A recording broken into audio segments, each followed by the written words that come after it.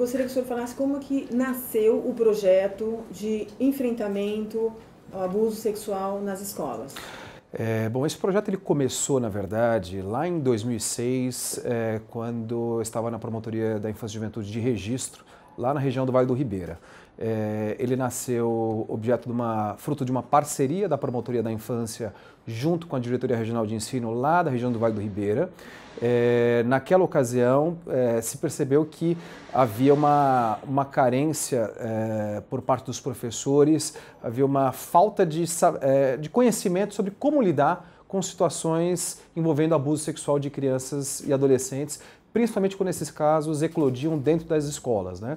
Então nós lá começamos um trabalho em conjunto com a Diretoria Regional de Ensino, em que nós começamos a visitar todas as escolas e fazer uma capacitação tanto dos professores quanto dos próprios pais, para que eles pudessem, sempre que se deparassem com uma situação estranha, algum comportamento suspeito com relação aos seus filhos, para que eles soubessem como proceder, né? Então esse projeto ele começou lá atrás e depois foi dado seguimento nele aqui na capital, quando eu assumi a promotoria da Lapa. Em 2013, nós retomamos esse projeto junto com a Diretoria Regional de Ensino aqui da região da Lapa, que é a Diretoria Regional de Ensino de Pirituba, e nós fizemos um levantamento de todos os casos e percebemos que o número de casos envolvendo abuso sexual, na verdade, era muito reduzido proporcionalmente à população da nossa região. Para você ter uma ideia, nós temos aqui uma população estimada de quase cerca de 2 milhões de habitantes e o número de notificações envolvendo abuso era muito pequeno na época, o que gerou uma certa estranheza, né? Então, nós fizemos uma reunião junto com a Diretoria Regional de Ensino e fizemos a proposta de iniciar esse projeto de capacitação dos gestores, dos professores, e no decorrer dos anos nós percebemos que inicialmente nós tínhamos dos alunos lá que tinham algum tipo de comportamento indisciplinado, na verdade não indisciplinado, mas algum tipo de comportamento inadequado em sala de aula, não aquela indisciplina de aluno normalmente que fala em sala de aula, não aquela própria da idade, mas algum comportamento estranho, por exemplo, um isolamento, uma agressividade que sai do comum, um comportamento sexual exacerbado e incompatível com a idade, uma dificuldade de concentração em sala de aula. Nós começamos a pontuar quais eram os sintomas mais comuns para que os professores que passam a maior parte do tempo com as crianças, né? Hoje, nós principalmente, como pais, poucas pessoas conseguem passar mais do que 4 horas todos os dias com os filhos. E o professor, ele passa todos os dias, né, durante a semana, pelo menos 4 horas por dia com a criança. Então ele conhece qual que é o padrão de comportamento daquela criança, como é a personalidade, como é a forma daquela criança agir e se comportar em sala de aula. E quando há uma alteração nesse comportamento, nessa conduta, aí sim é que chama a atenção e tem alguns comportamentos específicos que devem ser objeto de atenção pelos professores e por toda a rede de educação quando se deparar com eles, né? Então nós começamos a capacitar os professores e esses gestores e notamos que inicialmente lá em 2013 nós tínhamos praticamente nenhuma comunicação objeto de uma constatação preventiva, ou seja, o professor verifica um comportamento estranho, considerado inadequado pela criança, inadequado do ponto de vista de ser sugestivo para aquela criança estar sofrendo algum tipo de violação de direitos, em especial algum tipo de abuso sexual, eles não tinham nenhuma comunicação. Só as comunicações que vinham para a promotoria eram apenas aqueles casos em que a criança chegava chorando e relatava que estava sendo abusada, ou então ela vinha e verbalizava praticamente o que tinha acontecido com ela. A partir de 2013 nós começamos a desenvolver esse projeto e começamos a ter uma postura ativa, proativa em relação às crianças que tinham comportamentos que identificavam algum sinal sugestivo de abuso sexual. Então, de 2013 para cá, nós passamos de 0 comunicações preventivas, ou seja, em que a gente antecipa qualquer comunicação da criança. E em 2018, hoje, de todas as comunicações de comportamento inadequado, nós identificamos 57% desses casos são provenientes de crianças em situação de abuso sexual.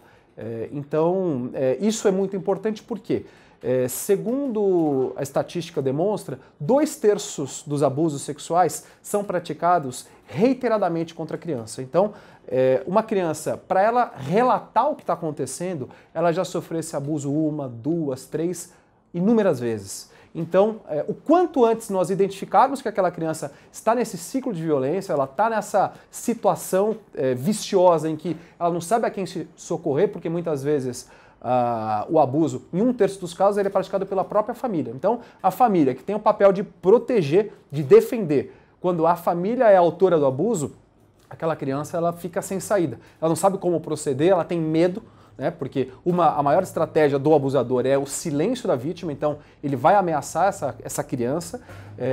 Daí a importância de ter uma postura proativa, ou seja, uma vez conhecendo o perfil daquela criança, a personalidade, o padrão de comportamento dela, uma vez identificada alguma alteração significativa dentro dos comportamentos que são característicos de crianças vítimas de abuso sexual, já se movimenta a rede para averiguar o porquê daquele comportamento e se verificar se aquela criança está numa situação de abuso ou não. Então, a partir daí é que nós tivemos esse levantamento, essa evolução de todos os casos, como eu disse, que tinha algum comportamento estranho, algum comportamento sugestivo de abuso, nós não identificávamos nenhum em 2013 e hoje nós conseguimos identificar de todas as comunicações, 57% dos casos são identificados como provenientes de abuso sexual. Após a identificação, o que acontece com a criança e com o autor do abuso? Bom, o autor do abuso, a depender da situação, pode ser decretada a prisão preventiva dele, ele vai responder criminalmente pela sua conduta. Em relação à criança, o que acontece?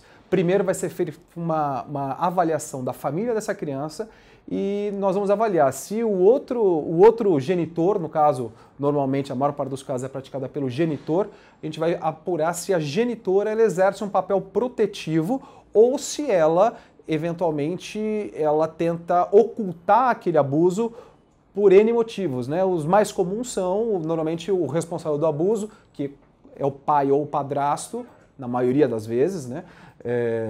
Ele normalmente é o arrimo da família. Então, muitas vezes, a mãe ela prefere não perder aquele que sustenta a casa, mas deixar a criança sendo abusada em detrimento de um bem maior na visão dela, que é o quê? Alguém que mantenha as contas de casa. Então, a gente vai verificar se essa mãe, qual é a postura dessa mãe em relação à criança. Ela tem uma postura protetora ou não. Caso essa mãe não tenha postura protetiva, a gente vai apurar a família extensa. A gente vai verificar se tem tios, avós, algum parente, alguma pessoa que tenha vínculo com essa criança que possa assumir os cuidados dela. Se nenhuma pessoa na família for localizada, nenhuma pessoa que tem algum vínculo real com essa criança for localizada, aí não resta outra alternativa que não a aplicação da medida protetiva de acolhimento institucional dessa criança. Então, essa criança acaba sendo encaminhada para uma unidade de acolhimento e, a partir daí, se inicia um trabalho com a família. Se nesse trabalho desenvolvido com a família, essa família ela não muda a sua conduta, ela continua com essa postura omissiva e negligente em relação à criança, a promotoria abre um processo de destituição do poder familiar e essa criança acaba sendo encaminhada para colocação numa família substituta sob a forma de adoção. Com relação à legislação, precisa de alguma alteração? Aqui está em vigor, está adequada? O Ministério Público sente necessidade de alguma emenda, alguma alteração? O que a gente sente uma carência em relação às normas punitivas que permitem uma ação mais efetiva e mais enérgica em relação ao abusador. Ainda, né, na verdade não é em relação às normas da infância, mas as normas penais no geral no Brasil, ainda são muito brandas para quem comete um crime grave, ainda mais um crime grave como esse que envolve a liberdade sexual de uma criança que muitas vezes nem tem condição de saber que aquilo está certo ou aquilo está errado. Então, muitas vezes a maior dificuldade nossa é aqueles casos em que nós não conseguimos manter o agressor longe da criança, quer porque ele consegue uma liberdade provisória, quer porque ele de alguma forma continua tendo alguma influência sobre aquela família, ameaçando a mãe, de modo que aquela criança ela acaba sendo constrangida a voltar atrás no depoimento com a finalidade de inocentar o autor do abuso. Então, nós precisamos estudar outras formas de melhorar essa repressão ao autor de um crime tão grave e que afeta todo o desenvolvimento de uma criança. Com relação aos prazos, como é que funciona? Bom, no âmbito da infância e juventude, o prazo é bem rápido, né? A partir do momento que nós tomamos conhecimento dessa situação envolvendo abuso sexual, nós procuramos fazer um levantamento da situação da família o mais rápido possível e, normalmente, a própria escola, nessa capacitação, nós já orientamos a fazer uma avaliação dessa família, qual que é a postura dessa família na escola, é uma família presente, é uma família negligente, qual é o perfil dessa família, quem que realmente costuma ter contato com essa criança, costuma cuidar dessa criança. Então, quando vem o relatório, ele já vem um relatório instruído, um relatório detalhado. Com esse relatório em mãos, a partir do que é feita essa comunicação, nós já temos elementos suficientes para decidir se essa criança vai ter um amparo familiar ou não. Então, como nós temos esse trabalho, essa parceria, essa decisão e a aplicação da medida protetiva, ela acaba sendo bem rápida. Então, a criança, eventualmente, nós recebemos a comunicação hoje, amanhã, por exemplo, ou dependendo do caso, até no mesmo dia nós já conseguimos a aplicação de uma medida protetiva de acolhimento dessa criança. Então, o mais importante, a nossa maior preocupação é a celeridade para proteger a criança vítima de violação sexual.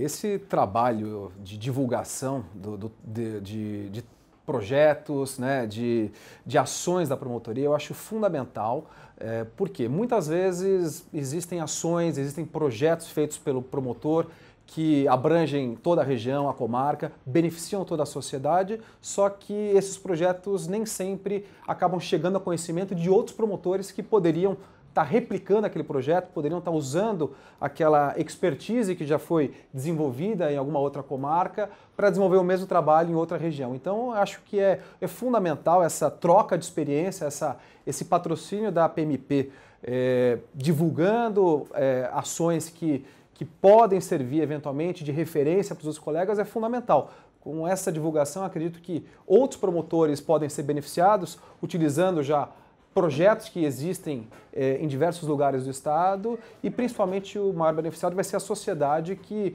vai poder realmente sentir um Ministério Público mais eficaz e mais presente no dia a dia da população.